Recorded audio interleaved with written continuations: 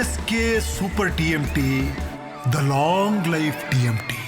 ಇನ್ನು ದೇಶವ್ಯಾಪಿ ನೀಟ್ ಪರೀಕ್ಷೆ ಅಕ್ರಮದ ವಿಚಾರದಲ್ಲಿ ಏನು ಹೋರಾಟ ನಡೀತಾ ಇದೆ, ಉಭಯ ಸಂಸತ್ ಕಲಾಪದಲ್ಲೂ ಕೂಡ ಇವತ್ತು ದೊಡ್ಡ ಮಟ್ಟದಲ್ಲೇ ಗಲಾಟೆ ಆಯಿತು. 5 ದಿನದಿಂದ ಆಗ್ತಾನೆ ಇದೆ. ಲೋಕಸಭೆ ಸದನದ ಬಾವಿಗಿಳಿದು ಇವತ್ತು ಘೋಷಣೆಗಳನ್ನು ಕೂಗಿದ್ರು. ಈ ಕಡೆಗೆ ಸಚಿವ ಧರ್ಮೇಂದ್ರ ಪ್ರಧಾನ್ ವಜಾಗೊಳಿಸಬೇಕು, ಯಾವುದೇ ಚರ್ಚೆ ನಡೆಯೋಕೆ ಬಿಡೋದಿಲ್ಲ ಅಂತೆಲ್ಲ ಕೂಗಿದ್ರು. ಈ ವೇಳೆ ಕೇಂದ್ರ ಸಚಿವ ಪ್ರಹ್ಲಾದ್ ಜೋಶಿ ಮಾತ್ರ ಪ್ರತಿಭಟನೆ ಹಿಂದೆ ದೇಶದ್ರೋಹಿ ಶಕ್ತಿಗಳ ಕೈವಾಡ ಇದೆ ಅಂತ ಗಂಭೀರ ಆರೋಪವನ್ನ ಮಾಡಿದರು.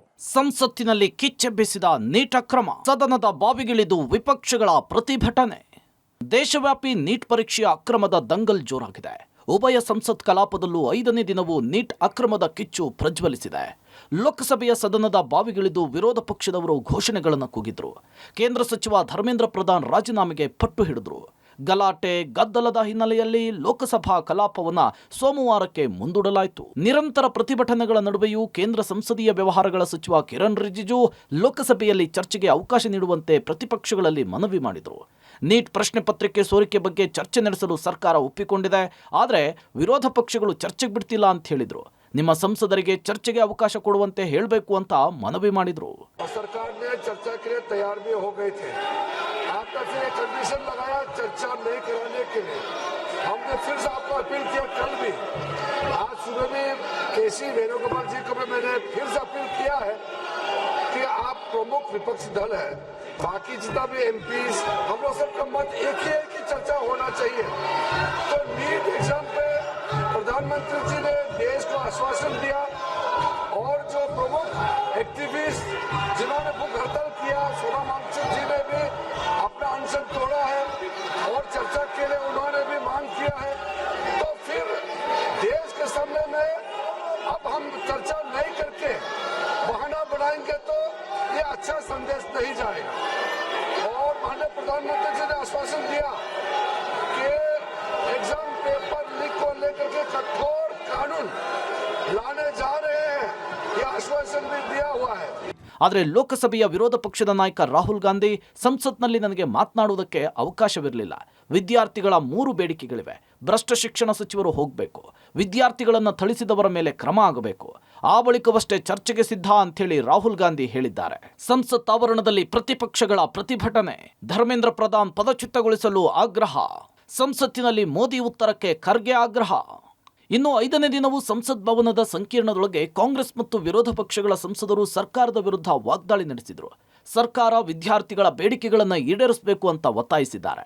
ಕೇಂದ್ರ ಶಿಕ್ಷಣ ಸಚಿವ ಧರ್ಮೇಂದ್ರ ಪ್ರಧಾನ್ ಅವರನ್ನ ಸಚಿವ ಸ್ಥಾನದಿಂದ ಕೆಳಗಿಳಿಸಬೇಕು ಅಂಥೇಳಿ ಒತ್ತಾಯಿಸಿದ್ದಾರೆ.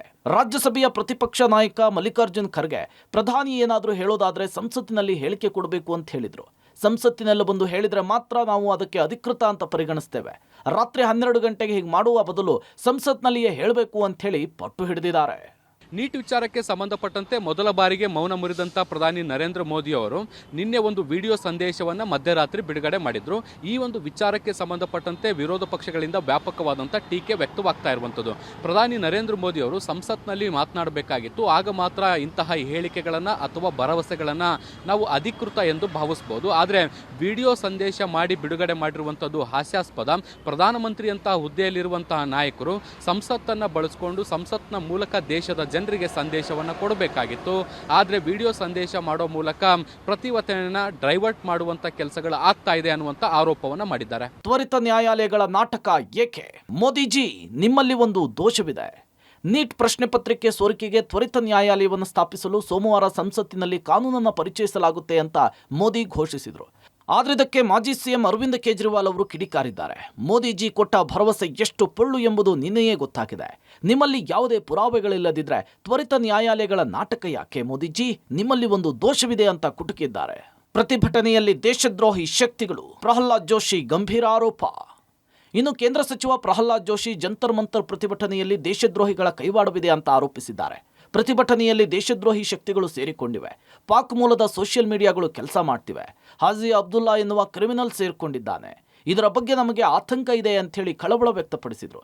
ದೆಹಲಿ ಪೊಲೀಸರು ಉದ್ದೇಶಪೂರ್ವಕವಾಗಿ ಲಾಠಿ ಪ್ರಹಾರ ಮಾಡಿಲ್ಲ, ಸಂಸತ್ ಭವನದ ಹತ್ತಿರ ಬಂದಾಗ ಪ್ರತಿಭಟನೆ ಹತ್ತಿಕ್ಕುವ ಕೆಲಸ ಮಾಡಿದ್ರು ಅಂತ ಹೇಳಿದರು.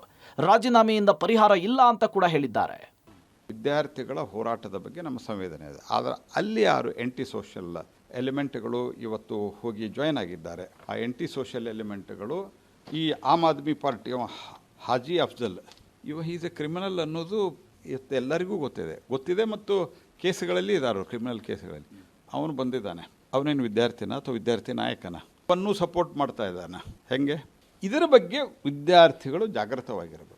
ಜಂತರ್ ಮಂತರ್ನಲ್ಲಿ ಸಿಜೆಪಿ ನೇತೃತ್ವದಲ್ಲಿ ನಡೀತಾ ಇರುವಂತಹ ಪ್ರತಿಭಟನೆಯಲ್ಲಿ ದೇಶದ್ರೋಹಿಗಳ ಕೈವಾಡ ಇದೆ ಅಂತ ಕೇಂದ್ರ ಸಚಿವ ಪ್ರಹ್ಲಾದ್ ಜೋಶಿ ಗಂಭೀರವಾದಂಥ ಆರೋಪವನ್ನು ಮಾಡಿದ್ದಾರೆ. ಇವತ್ತು ಈ ಒಂದು ಪ್ರತಿಭಟನೆ ವಿಚಾರಗಳಿಗೆ ಸಂಬಂಧಪಟ್ಟಂತೆ ಮಾತನಾಡಿದಂಥ ಅವರು 450ಕ್ಕಿಂತ ಹೆಚ್ಚು ಸೋಷಿಯಲ್ ಮೀಡಿಯಾ ಹ್ಯಾಂಡ್ಲರ್ಗಳು ಪಾಕಿಸ್ತಾನದ ಮೂಲದವರು, ಅವರು ಇಲ್ಲಿ ಇಡೀ ಪ್ರತಿಭಟನೆಯನ್ನು ದಿಕ್ಕು ತಪ್ಪಿಸುವಂಥದ್ದು ಮತ್ತು ದೇಶದಲ್ಲಿ ಅಶಾಂತಿ ಕದಡುವಂಥ ಪ್ರಯತ್ನಗಳನ್ನು ಮಾಡ್ತಾ ಇದ್ದಾರೆ. ಮತ್ತು ಕೆಲವು ಕ್ರಿಮಿನಲ್ ಬ್ಯಾಕ್ಗ್ರೌಂಡ್ ಇರುವಂಥ ವ್ಯಕ್ತಿಗಳು ಕೂಡ ಈ ಪ್ರತಿಭಟನೆಯಲ್ಲಿ ಭಾಗಿಯಾಗಿ ದೇಶ ವಿರೋಧಿ ಘೋಷಣೆಗಳನ್ನು ಕೂಡ ಕೂಗ್ತಾ ಇದ್ದಾರೆ. ಹೀಗಾಗಿ ಪ್ರತಿಭಟನೆ ದಿಕ್ಕು ತಪ್ತಾ ಇದೆ ಅನ್ನುವಂಥ ಆರೋಪವನ್ನು ಮಾಡಿದ್ದಾರೆ. ನೀಟ್ ಗಲಾಟೆ ಹೊರಬಿದ್ದ ಶಾಕಿಂಗ್ ಸತ್ಯ. 480 ಪಾಕ್ ಸೋಷಿಯಲ್ ಮೀಡಿಯಾ ಬ್ಲಾಕ್. ಇನ್ನು ಸಾಗರೋಪಾದಿಯಲ್ಲಿ ಪ್ರತಿಭಟನಾಕಾರರು ಸೇರ್ಪಡೆ ಆಗ್ತಾ ಇರೋದು ನಿಜಕ್ಕೂ ದೆಹಲಿ ಪೊಲೀಸರು ಹಾಗೂ ಭದ್ರತಾ ಸಿಬ್ಬಂದಿಯ ತಲೆ ಕೆಡಿಸಿದೆ. ಇನ್ವೆಸ್ಟಿಗೇಷನ್ಗಳಿಗಿದ ದೆಹಲಿ ಪೊಲೀಸರಿಗೆ ಶಾಕಿಂಗ್ ಸತ್ಯ ಗೊತ್ತಾಗಿದೆ. ಪಾಕಿಸ್ತಾನದ ಮೂಲದ ಸುಮಾರು 480 ಸೋಷಿಯಲ್ ಮೀಡಿಯಾವನ್ನು ದೆಹಲಿ ಪೊಲೀಸರು ಬ್ಲಾಕ್ ಮಾಡಿದ್ದಾರೆ. ಸುಳ್ಳು ವದಂತಿ, ದಾರಿ ತಪ್ಪಿಸುವ ಮಾಹಿತಿಗಳನ್ನು ರವಾನಿಸುತ್ತಿದ್ದ ಎಂಬ ಆರೋಪದ ಮೇರೆಗೆ ಬ್ಲಾಕ್ ಆಗಿದೆ.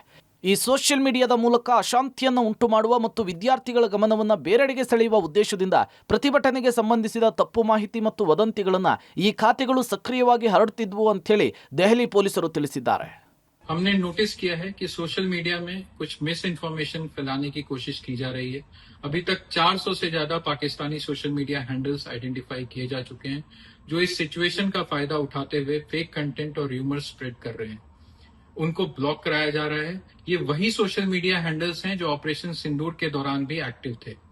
उनका सिर्फ एक ही मकसद है, लोगों को भड़काना और स्पेशली स्टूडेंट्स का ध्यान भटकाना. मेरी आपसे अपील है कि बच्चों की सेफ्टी के लिए किसी भी फेक पोस्ट, एडिटेड वीडियोस या एनोनिमस हैंडल से किया हुआ कोई भी पोस्ट के भड़कावे में ना आए.